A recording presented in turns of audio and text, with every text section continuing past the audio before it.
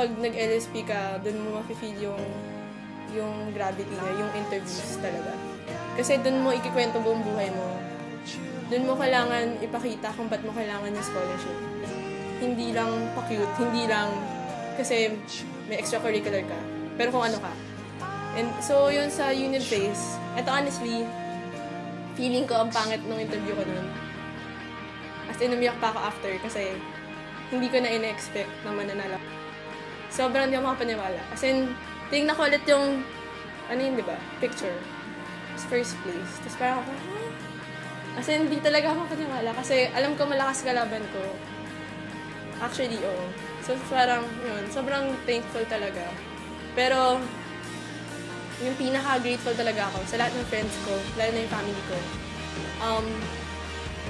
Never nila akong iniwan. Lagi sila nandyan. And kahit na inasar ako ng friends ko, alam ko namang supportado nila ako.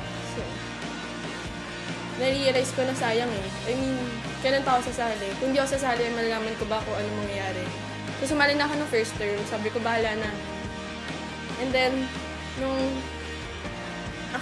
sumali ako, mas lalo akong na-inspire mag-aral. Honestly. Lalo na 5 years pa ako sa Lasal. Tapos doon ko nalaman na may opportunities pala dito sa school na hindi lang org, pero bibigyan ko nila ng chance na parang ito, babayaran nila yung tuition mo for a whole term. Pero, ayun nga, na-change kasi hindi ko ina-expect na kaya ko. And napa-realize sa akin ng LSP na lahat ng tao may equal chance. Lahat ng tao deserving. Basta determined ka lang. Basta sabihin mo lang yung totoo kung ano talaga yung buhay mo. Hindi lang pakingit, hindi lang porket maraming extracurricular.